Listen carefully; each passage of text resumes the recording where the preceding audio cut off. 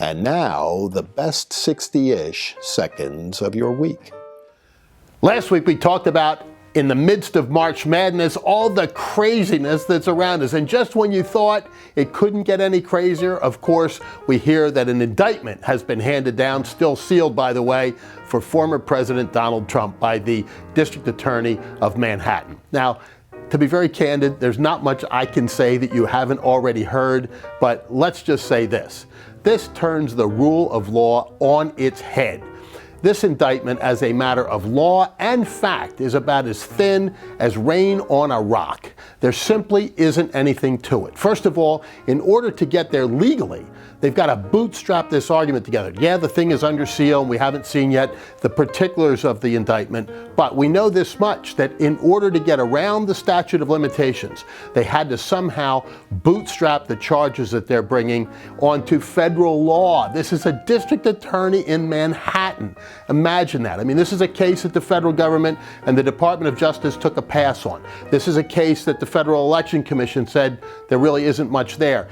And then, as a matter of fact, their case is built around the testimony of a convicted perjurer. So how do you escape the fact that this is a political prosecution?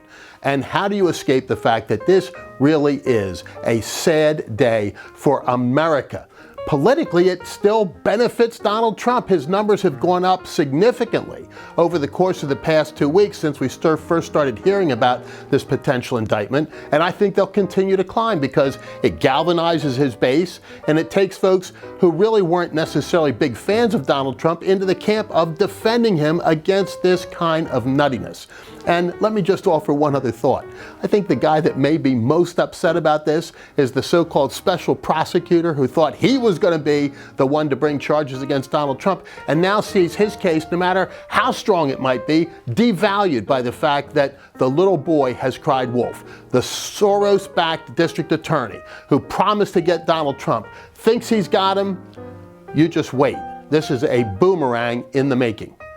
And before we go on to other news, let's talk about March Madness and the craziness there, where the Elite Eight saw not a single number one seed, and now you've got the Final Four finally reduced. Today is the best day in college basketball. I think anybody will say that. The semifinals are always the greatest moments of the NCAA season, and you've got teams that have never been there before. The highest seed in there, a 4 seed. You've got a 9 seed in there.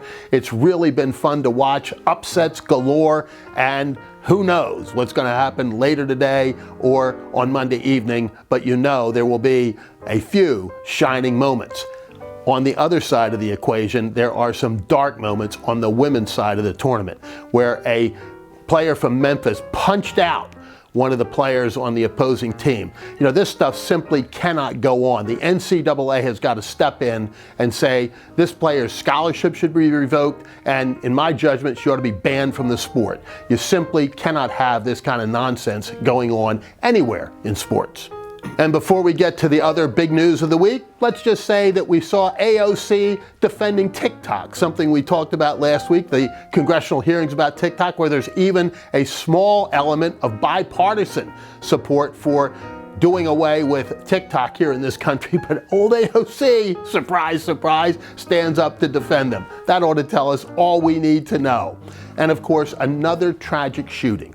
And immediately the left runs as hard and fast as they can to ban assault weapons. More this, more that, more laws. But stop and consider. Which one of those laws that they are suggesting and promoting would have prevented this heinous crime? Underneath all this, there is a manifesto. We're not going to see that potentially. We certainly haven't seen it yet. Saw all sorts of footage of the actual incident. Of course, there were pictures of the weapons that she used on the media immediately because it fits into their narrative. But what's underneath it? The transgender dysphoria of this particular shooter isn't being discussed, and it ought to be.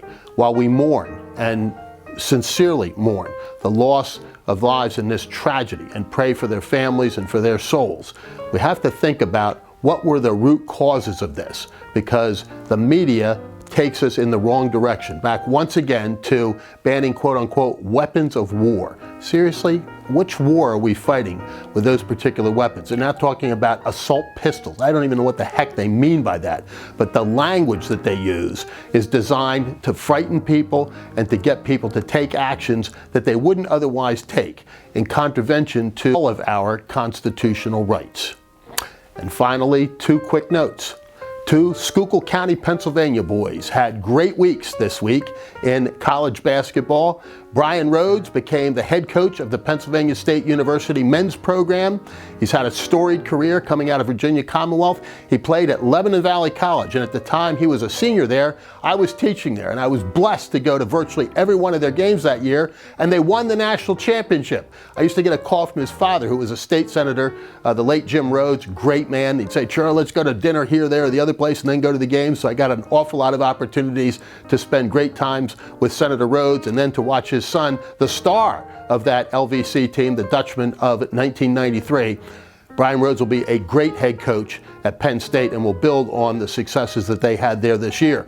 And finally, George Halcovage leaves Villanova University to go to the University of Buffalo with this simple praise. Jay Wright said he's one of the best coaches ever at Villanova. Coming from Jay Wright, that's about as high a compliment as you can get.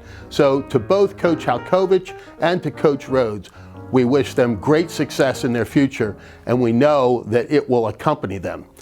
And finally, this is Holy Week for Christians and Passover Observance for Jews, 2 of the holiest times of year for both of those faiths. And so we wish and pray for everyone a blessed week and one of family and faith, because for now, that is the best 60-ish seconds of your week.